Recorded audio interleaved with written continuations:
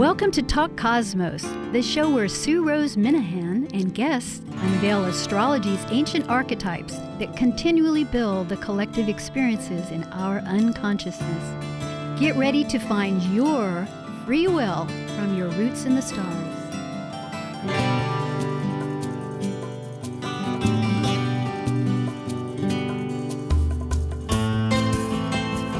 Hi, this is Sue Rose Minahan, and tonight is July 11th, 2020, and it's going to repeat Thursday morning at 6 o'clock, and that'll be on the 16th. We're during the Cancer archetypal season, we could say, and the eclipse season. Tonight's subject is going to be about Vesta, an asteroid, a goddess of lineage that covers really cultures of the world, because Vesta as the asteroid happens to be the brightest asteroid in the sky.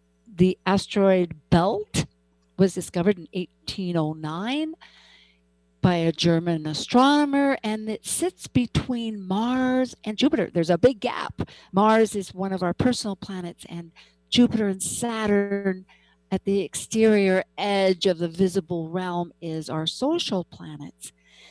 So there's really a lot to be thought about with Vesta, once known as Hestia in the Greek mythology, but the Romans took all the mythology and turned it into their own names. But there is some rooted thoughts of ancient times that my guest and I will talk about, and as it relates now eventually with our thinking.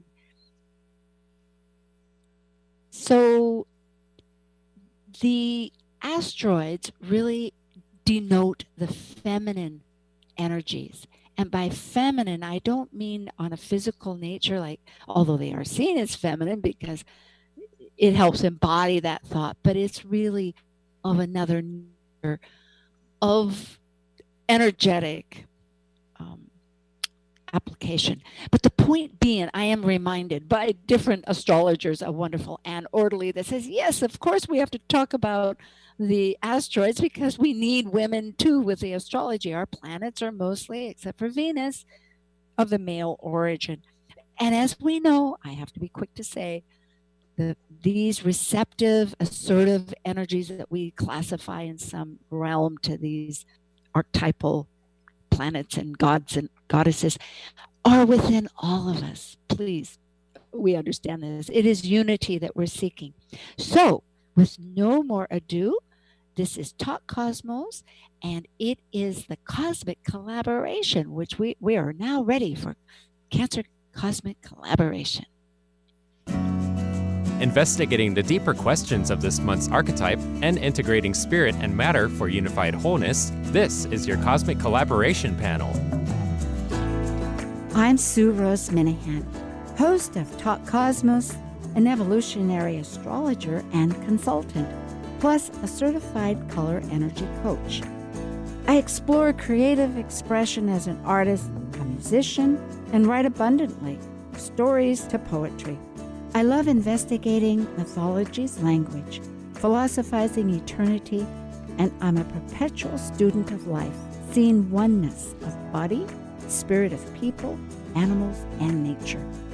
I'm Shannon Hayes, a certified evolutionary astrologer and consultant, including Mayan astrology. I'm a stargazer, and I work with animal spirit cards.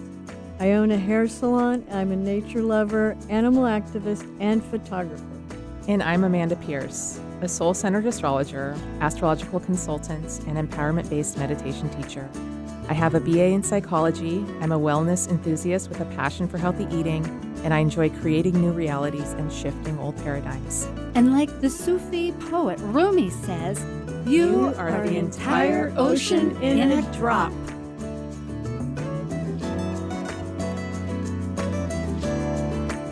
And we definitely have a lot of water in this season. Cancer is a water sign, and there's quite a few planets right now in water signs.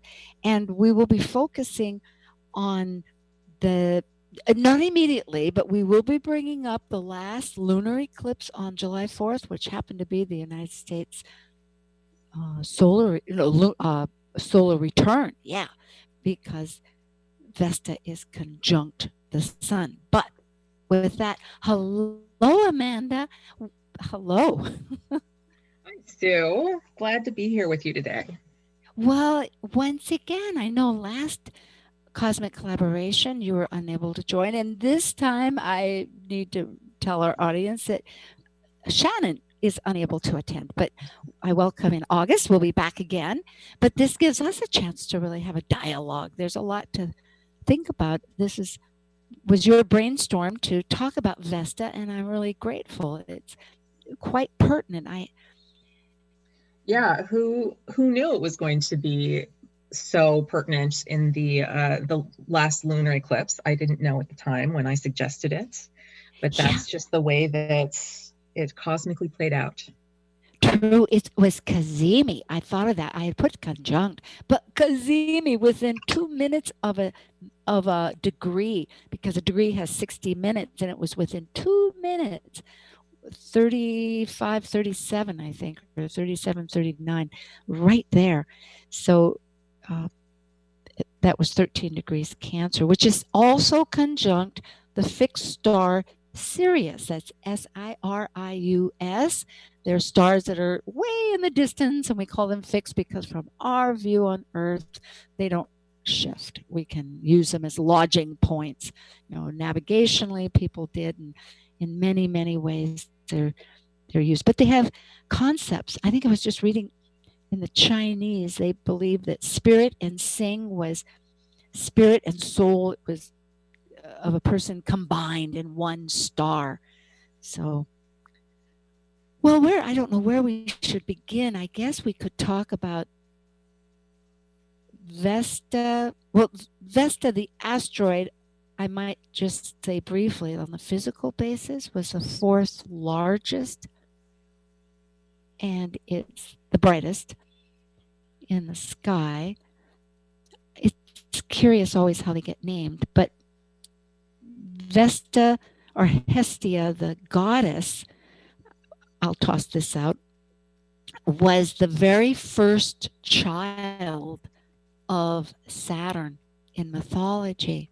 But Saturn, who had castrated his father Uranus, the sky, and Saturn, Cronus of time, fulfilled the prophecy of stopping endless time, you might say, of the sky, that he himself had the same prophecy that one of his children would usurp his power. And so he ate or consumed all his children with Rhea, Rhea.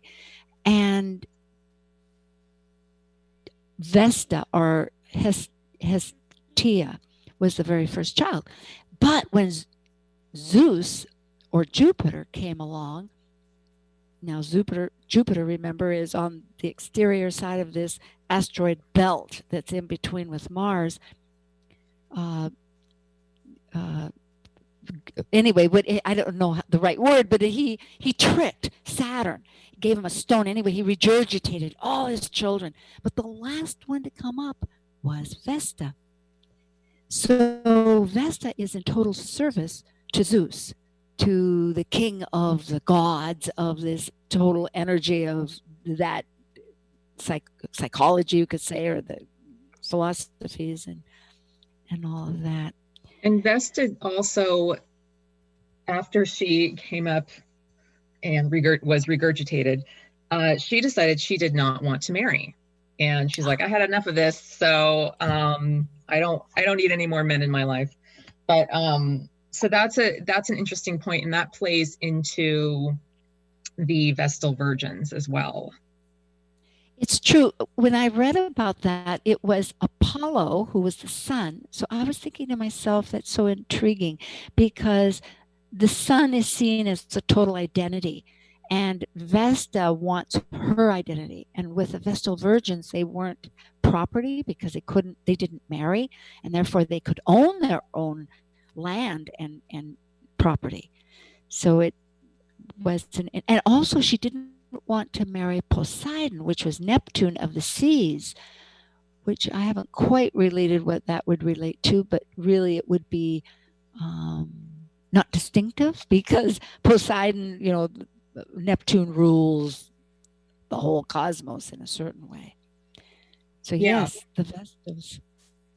Yeah. And the Vestal virgins are very interesting. So they were the sacred charges in charge of tending to the sacred flame in Greece. And this started before Rome. So this was Hestia. And the sacred flame itself symbolized the unity and cohesion of family and state. So it was this very important thing that could never go out. And Greek immigrants, when they left Greece, they would bring a piece of that flame from Hestia's altar and take it to their new homeland to link it to their new community. So it's like bringing their roots into the new land. Yes. It really signifies that passion. And for each of us, wherever it is in our chart, our passion, our life force, you could almost say, that eternal flame, which really does go back to the mythology also of the flame of life, the eternal flame. There was an altar to Vesta that was at Delphi, and the Vestals were really became into real focus with Rome, which I'm paraphrasing what you're saying, just to tie in my thoughts between the timelines.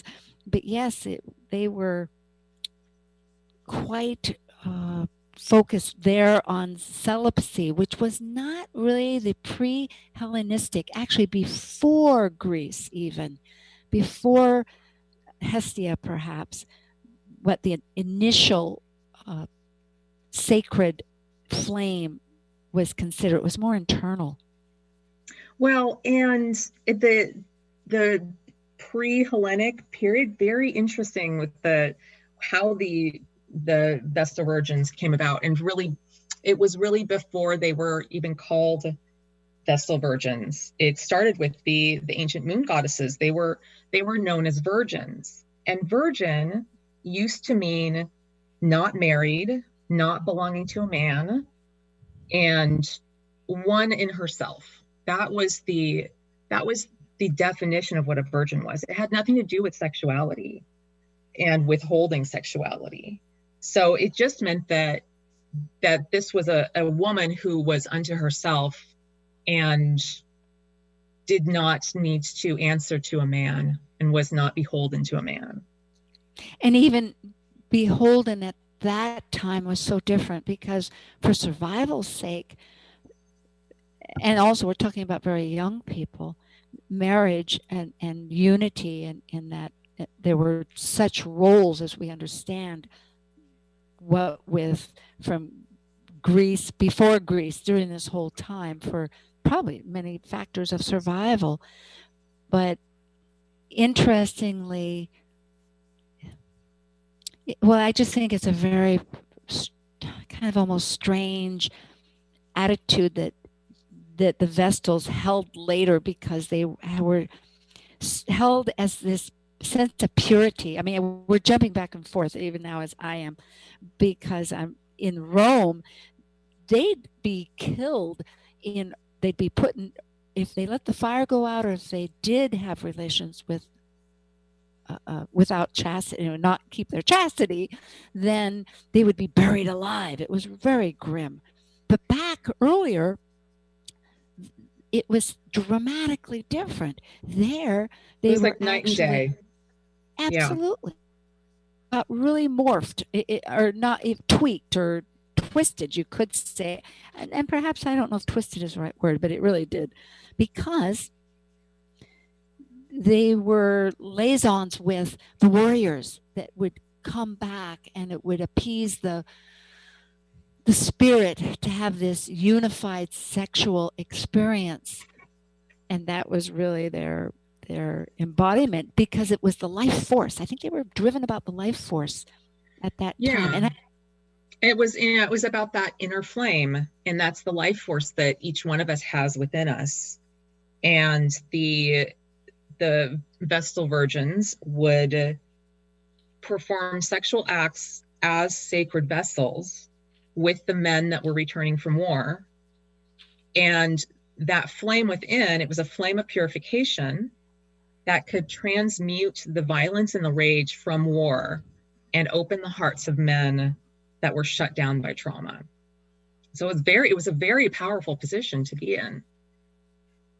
And such night and day from how it did get twisted by the patriarchy. It was the patriarchal takeover where the Vestal Virgins' roles completely changed so that they were then under the thumb of the men. And part of that, I was just reading in Demetra George's The Asteroids, which we both own. It's such a wonderful book. It's called Asteroid Goddesses, and Demetra George, the author. But she was writing that there was a period where the kingship was from the union. Every year they'd have a 6 oak queen and 6 oak king that would join together for procreation and unity for universe fertility, just like the Nile would come in and the Nile would go out wherever. That's one river. But the point being that children would be born, and those children would become the leadership and that's why, I'll interrupt myself here to say, and that's why she was saying that so many legacies, when they look and say, well, they were a virgin mother or they were a son of God, it was because it was of that conceptual thinking that the community or the culture felt that their lineage of leadership would be from this great sacred union. But then as time went along, people wanted to continue their lineage, and so they made a kingship where it was suddenly their son. And I think that's where they had to put the Vestals into this other sacred idea of their mentality, that this sacred flame lived because these women did certain duties of tending the flame, so the midsummer marriage feast between the Oak King and the Oak Queen, they would also have 6 Vestals present and 6 of the Oak King's companions, and they would all perform sacred sexual duties that night all together, and no one knew who was with whom, because it was in a dark cave. And then if the Oak Queen did not have a child that year, one of the Vestals who was pregnant would then provide a child for the royal line. And so, and so that's how they were called, it was called a virgin birth. It's amazing to see how ideas can be, when you're living in such a world of nature, obviously people did have children and people were young, meaning of passionate lives, and their ideas were very centered on the meaningfulness of something. And so it all held a lot of sacred energy. To them, it was a very pure thing. You know what else I've read about again, the twins, Romulus and Remus, they were descendants, I believe, also of one of these virgins. Yes, Rhea was a Vestal virgin. And she birthed the 2 twins that became would you call them the fathers of Rome? Yes, they're the founders, fathers or founders, which is a whole story of itself, because one of them died. I have looked at a lot of the history about it, which is not the tip of my tongue. But what I'm thinking is Aeneas, from the Homeric epic cycle, he escaped with his father from Troy. And I believe whether he was the child of Venus or the child of Helen of Troy. And Helen, of course, was also a twin during Oh boy, this gets so complicated with all of mythology. But there were two sets of twins from the Geminis. There was Castor and Pollux, and then there was Helen and Clemestra. But at any rate, I believe Aeneas escaped all that, the burning Troy, and came over to Greece. I thought he came with the Vestals. I'm trying to find out the information that I had on that, because there's a lot of long legacy. It's really difficult to find all of that. It's hidden, so what we do know about more is the Vestals in Rome. Yeah, and one thing before we move on to that, because this has to do with that shift in concept a bit, from the early Vestals to the Roman Vestals, that the Latin root for virgin means strength, force, and skill. And that's the same root as for the word virile, which we often use for masculine potency. So it's just such a different understanding of what the word virgin is. And the meaning of the word virgin shifted when Christian translators came in, and they couldn't conceive of a sexually independent woman and that would give birth to a child without having a husband. So like the Virgin Mary, for instance, that's an example of a sexually independent woman. And they just couldn't conceive of it. So they shut that down and rewrote what the word virgin meant. It's really fascinating to connect the word, because another astrologer, Ursula Stockter, she's been on the program before. She is in Mexico City and involved in different or large organizations like Organization for Professional Astrology and ISAR, which is International Research, Society of Research Association, astrology-wise. But she's very concerned with mythology, and she was saying that the strength that Vesta in a chart has this strength of the life force, and that actually what it is very strong in both fire signs and Virgo. It has a lot to do with, and it can also be, and in the water signs, it has strong in intuition. And so in other words, that strength, that's what I'm picking up from what you're talking about. Yes, with Virgil. Absolutely.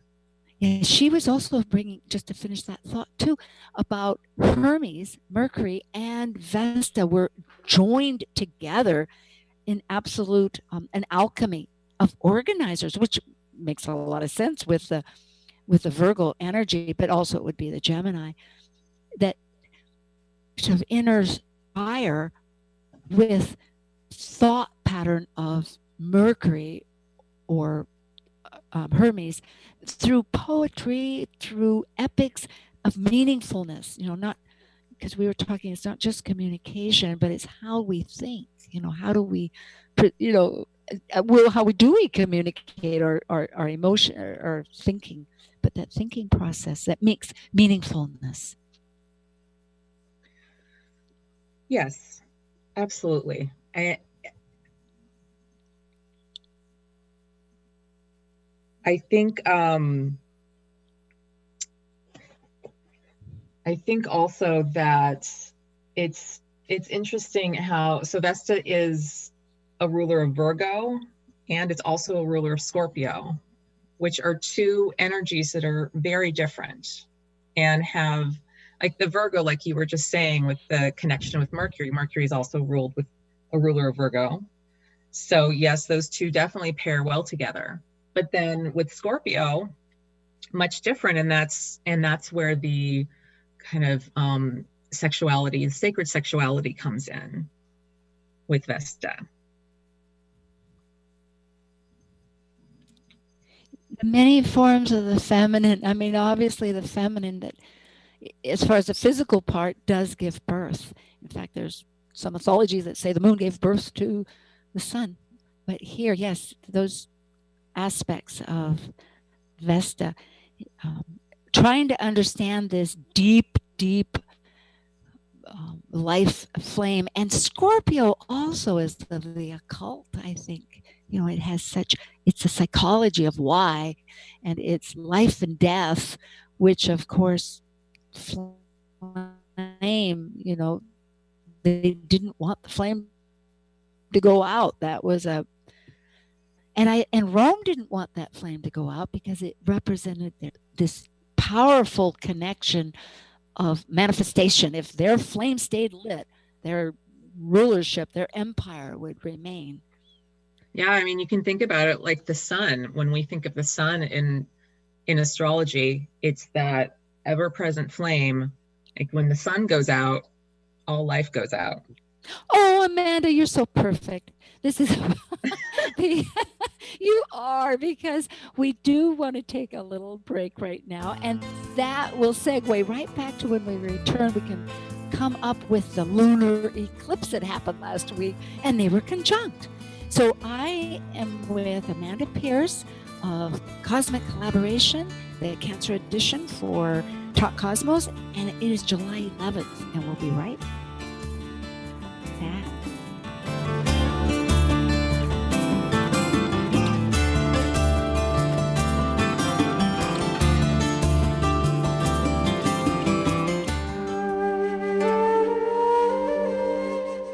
While we take a break from this week's edition of Talk Cosmos, let's take a look at this cycle's archetype.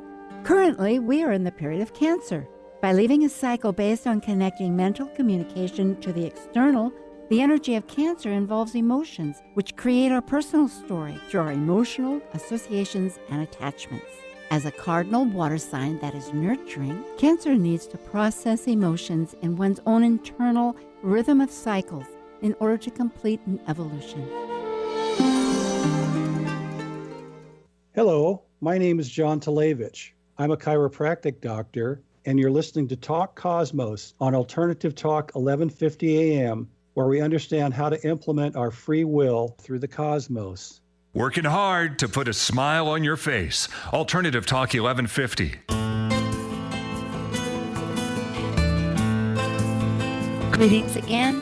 This is Talk Cosmos, July 11th, repeating. That's a Saturday, and it's repeating Thursday at 6 a.m. on the 16th. And I'm speaking with Amanda Pierce. This is about Vesta in Cancer. And we've given quite a bit of conversation about, she's an asteroid and her mythological emphasis, which is very deep. And we will be bringing in the significance of this deep, how we can identify with it now as an energy, because last week was an eclipse, and eclipses last for a long time, 9 months, 6 months, 3 months, depending on how it connects. But it happens to be immediately Kazemi. That means right within minutes, and it was 2 minutes of the sun's degree of 13 degrees Cancer, and it's 39 minutes, I believe. So, Amanda, you wanted to bring up a little bit more about Vesta's energy, which will be in relating to our whole individual and collective sun. So, yes, Yeah. I'm eager to hear what you had in your mind. Well, so Vesta, as I've been researching Vesta for this show, I've just been struck at really how vitally important this energy is. And we don't often look at the asteroids in that way. And they tend to be something that, or energy that provides additional information to the whole picture. They're not something that we generally look at on its own, but it really does fill out the picture nicely when you do look at the asteroids. So when you're thinking about Vesta, it's kind of like the energy that belongs to you and you alone. And it's the inner spark that's needed during the darkest times. So these are really important energies for us to tap into these days. It's like this could be a very potent transit. And Vesta's is only in Cancer for a very short while, just at the beginning of June to about mid-August. But because of its significance in the lunar eclipse and in the United States solar return, it's a really important energy to look at right now. And in the chart, it can also be where we can have devotion, where we can be completely dedicated to something and willing to put in the hard work to find it. That's very Virgo right there, as is devotion. It's capable of intense focus, and it's a placement of where you must keep your inner flame burning and what you need to tend to keep that burning. This really directs the entire attention necessarily. So well put, Amanda. Because what would be, on a collective basis, Vesta in Cancer? Immediately, of course, it's emotions, it's home, family, our nest, our securities. That's just part of the list. It's the public. It's processing. It's deeply processing. Interestingly, this was a Capricorn lunar full moon eclipse, so that the sun and the moon were opposite each other, and the Earth was blocking the light, and it was a total eclipse too, blocking. No, let me think. It was a prenuptial. No, it was not a total. It was a prenuptial eclipse, and I always refer to, I think it was Gemini Brett that brought up that is when old energies are being put away, or not put away, but purged, because really only a small part of the sun, or the moon rather, is being eclipsed. Maybe it was 35%. And it looks like a weak tea bag, but it is being eclipsed, and it was visible all through the United States. All through North America and South America, and a part of Western Africa, and then Spain.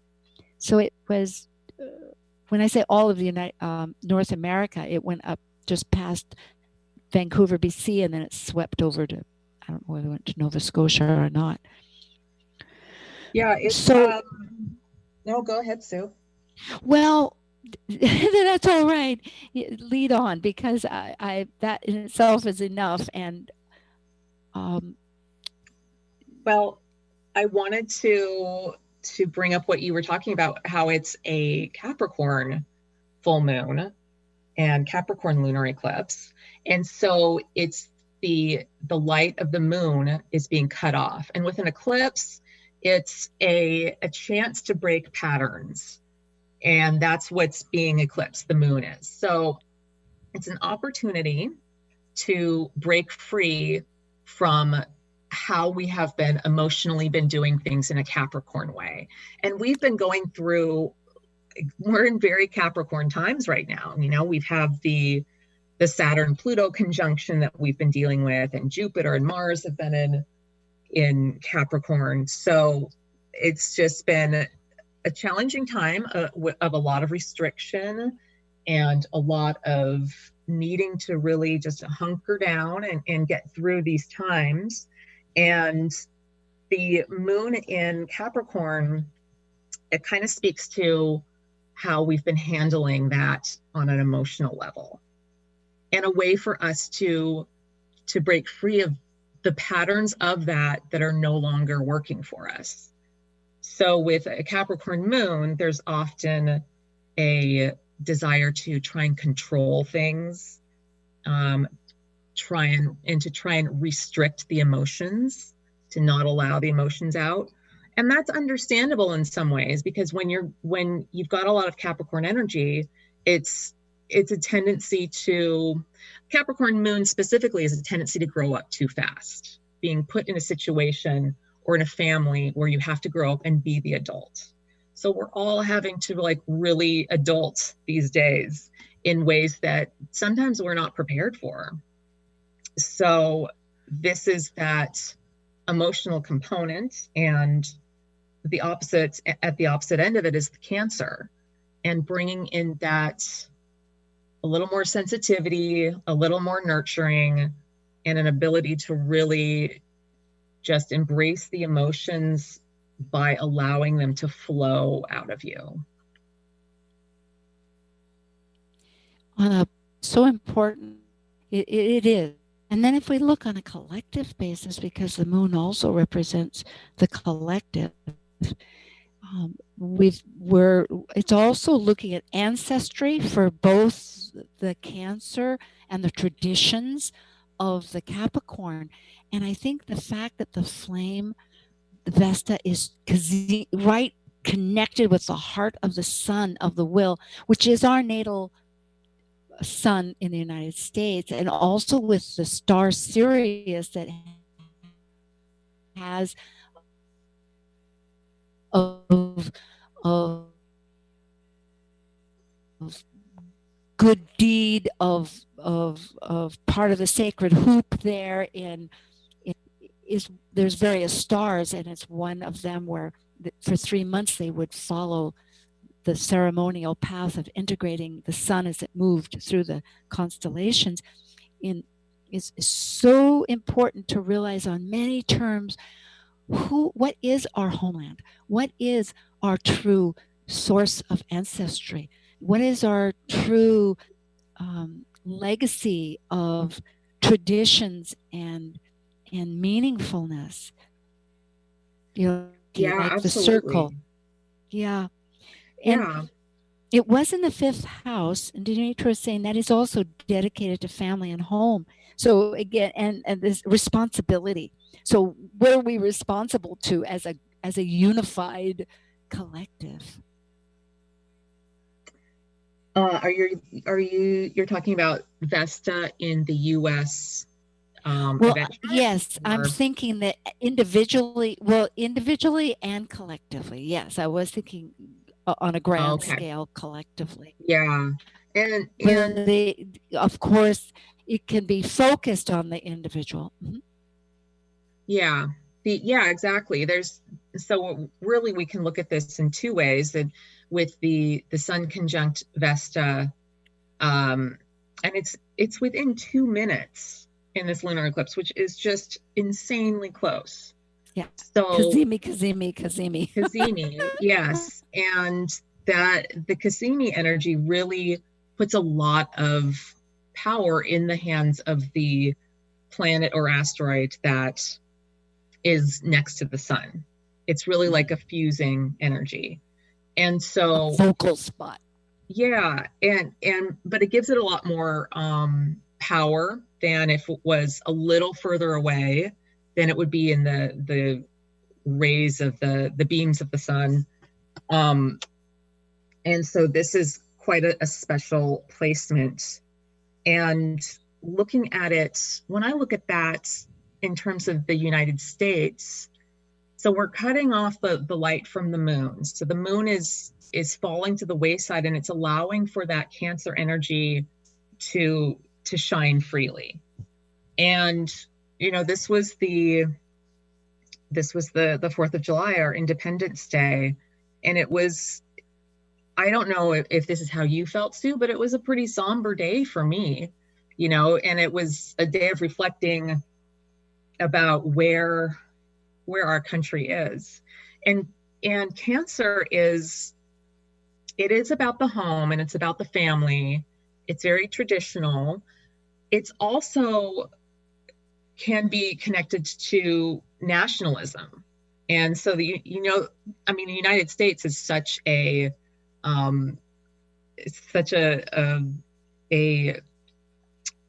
apple pie and mom, and it's so focused. Yes. Yeah, it's so focused on being number one and thinking we're number one and being all about America, that kind of thing. That's a very Cancer energy, just that nationalistic kind of energy. And so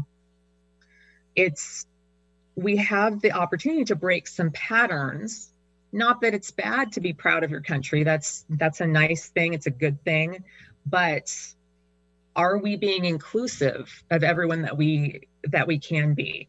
Yes. And is the history inclusive? That would be our pattern, Capricorn history, traditions is Yes. very Saturnian. And these are issues that are coming up now, rightfully so. It is the right time. It's amazing with the Pluto. The United States is having its Pluto return. So more and more of our shadow is coming out into the light. And so we're having an opportunity to really refocus how does the United States want to shine its flame? And how do we want to hold that flame? And who do we want to consider our tribe? Right. Who do we consider our family? Can we really be embracive of people that aren't of the same heritage? As we know, we no longer get betrothed at childbirth to somebody that's right in your little neighborhood, which actually still does happen, but it's unusual.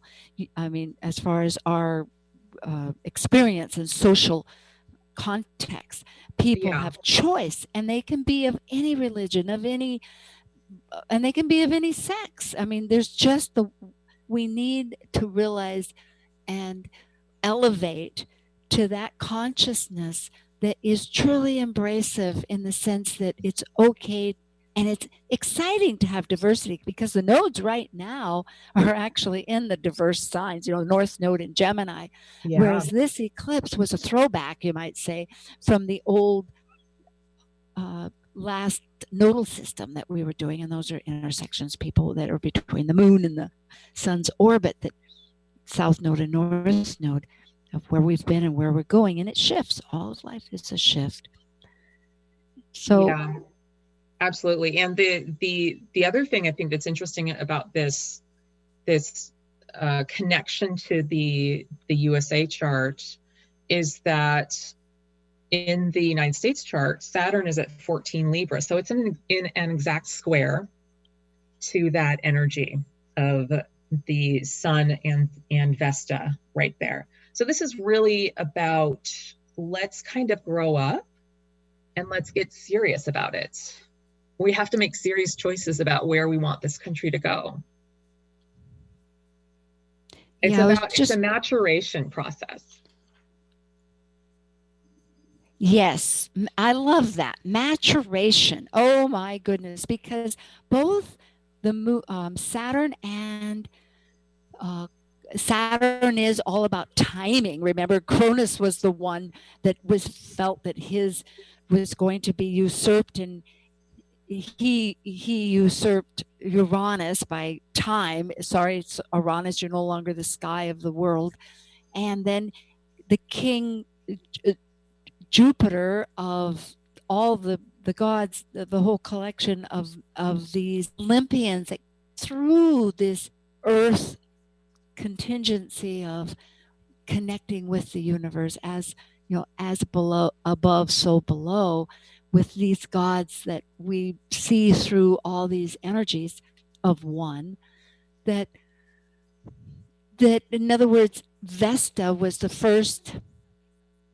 And okay, it's I'm tying in all these things. Sorry about this, Amanda and everybody. But the point is that time with Vesta, the first and then the last. But the point, boy, here I got myself lost. But it was the legacy of what are we saying? We're talking about history and traditions and inclusiveness. And kind of the United States needing to mature how it's doing its Cancer energy. That's right, because thank you very much. Saturn is timing. Now is the time. Mm-hmm. Time's up. That's it. Yeah. It's over. Cancer, it's a processing. It's the flower isn't ready to bloom yet. You can't force these things. Well, modern science does, but the nature of it doesn't. And so there's cycles. And Saturn's in Libra, and Libra loves to sit on the fence.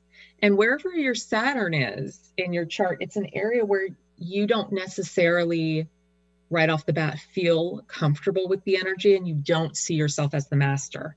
But Saturn is the master, and it's an area where you can grow into that mastery. So Libra has a tendency, when it's not doing things, when it's not at its highest potential, of sitting on the fence and not making a decision. But here we have this light is like really shining on this Saturn. So we're in a position to really make some choices for ourselves. Plus, we've got the Pluto return that's going to be coming up in the next couple years, and it's just going to intensify things for the United States. And the energy, Saturn is square to that lunar eclipse, and the square is always about taking action. Yeah, good. People do look at squares as just struggles, but the fact is, it's a moment of crystallization, and it's cardinal.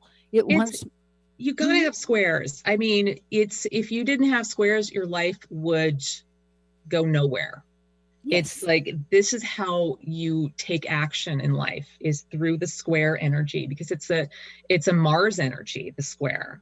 And so it's really about taking action and moving forward in your life. And yes, it can be challenging, but it's going to feel good because you're going to end up doing it eventually. Well, there is a resolution. There's like an action, and it's a creative process. Yes, indeed. That is very true. I really like the fact that you brought up that square, though, between our natal Saturn and this, which is natal. We have it with our sun, but now it's infused, or fused, you could say, with this Vesta that's saying, okay, folks, you've got life force. You're meant to shine with Sirius, the star, and it is your sun. And what's your will? How are you going to really manage taking care of the truth, the hearth of home? And in addition to that, the Chiron in Aries is in it's a loose square, but it's still a square to that lunar eclipse for the United States. So the U.S. is actually coming up on its Chiron return in Aries. And we in a previous show, we talked about Chiron in Aries, and in March, yes. In March. And there can be a lot of repressed anger with Chiron in Aries, and Chiron has a tendency to do the energy of the sign in an unhealthy way because it's wounding. And so it takes on that wounded quality of the wounded energy of that sign. So with Aries, it's like Americans want their freedom, like hardcore. And we're having a really hard time getting ourselves to do what's best for everyone instead of what we want to do right now. Well, Chiron in Aries has some extra features that we could build on, because it is an 8-year cycle, and it does keep coming up because it is so pertinent. And it's in Aries, and of course now Mars is in Aries for 6 months, and those are initiating energies. It's the spark that wants to separate. It is the original flame of our self and going forward. And therefore, if we look at it as exploring new territory, and like if the wound seems to be in Aries, by my own recollection, was that, can I be myself? Can I really be my own individual? And that is a real quest. And that could be central to what this Vesta is saying. Okay, you have a flame, you are a person, you are an identity, and yes, you can be yourself. So be to the highest purpose that you can be, in alignment that's not just for yourself, but for the shining of all, like the sun that gives warmth out to all. Because really, too, Vesta is that shelter that's given to all. And I think a lot of times our Statue of Liberty from France was given with that Vesta in mind, holding the torch, the light, the lamp of flame, and protection. And so it's our own mythology that we need to really dig deep into and realize that we've allowed, it's not, there is a accountability. Blame puts you into a victim role, but accountability, which is a Saturn, I think, responsibility of taking Absolutely. ownership Yes. of your own, the current events. And yes, some of us are deeply sorrowful. I mean, and in some ways, yes, maybe we can't correct the past by the fact that things happen, but we can at this moment make amends in our hearts and through our conceptual understanding, with each other. Absolutely. Oh, And boy. I think that if someone is not tending to their inner flame, then it's going to come out. It's going to explode out. And we've been seeing that with the Mars and Aries transit, the Chiron and Aries transit, and the United States natal Chiron and Aries. So the more you can tend to your inner flame and really make that a self-sufficient thing and find that ability to carry your own independence and freedom within, then the easier it is to manage all the other things on the external where you kind of need to be more adult and need to kind of tend to the responsibilities so that we can protect everyone else out there. Well, it is. And I think, though, again, staying away from any blame or judgment, in a sense, I remember Karen Wonderland said that the minute we do that, it stops Saturn, because it is a cardinal energy. It wants, whether it's Cancer or Capricorn, it wants to, and Aries, they're all cardinal. They want action and they want the next move and what's success. So I think really exploring and trying and finding out what the possibilities are. That was another thing she just happened to say in a study group. What are the possibilities? What can we do? This is just a moment here to mention the next possibility on Talk Cosmos will be next Saturday with Tara All. And we're going to be talking about, I'm not exactly sure, it's about Cancer, and we will find out. It's been pretty involved with lots of things, but Tara always has a great source of wisdom, so it'll be very exciting. And tonight, to remind you, this is a cosmic collaboration for Cancer.